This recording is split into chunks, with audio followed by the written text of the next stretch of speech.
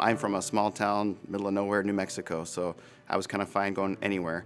I met my wife in the Air Force. We both trained at the same program in San Antonio. I signed up shortly after the events of 9/11 happened. I got sent to Japan, and so I was in Tokyo, Japan at the time of the 2011 Fukushima earthquake. So I got some experience there with radiation medicine with the nuclear meltdown. We went to Nellis Air Force Base in Las Vegas, Nevada after that, practiced together.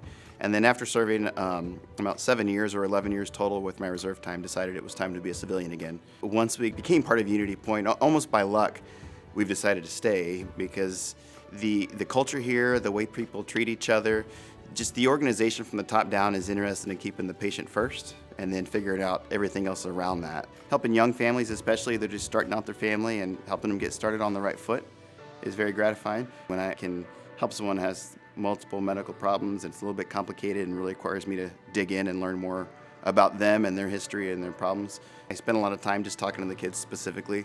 There's no subtext with kids. Kids they tell you how they feel. We have 4 kids with 2 pediatricians as parents, so we're always trying out different parenting styles or things we tell people. It's sometimes nice just not to be the pediatrician, but just to be the mom and dad. I like to read in my spare time. When I'm not playing with my kids, so most of my time is spent with my kids. But even then, we're mostly reading. I read, maybe 50 to 100 books easily a year. I have a Kindle full of books too, and I also do Audible books. Pretty much any time when I'm either not gardening or running or with my kids, I'm either listening to a book or reading a book. I get excited about moving this city forward and moving this area forward in terms of just the standard of care, the quality of care. I chose here specifically because I wanted to be somewhere where I can make a big impact.